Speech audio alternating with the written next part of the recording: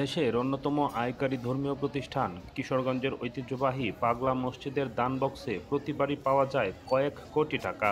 এছাড়াও বিপুল পরিমাণ স্বর্ণালংকার ও বিদেশি মুদ্রা মিলে এসব দান বাক্সে।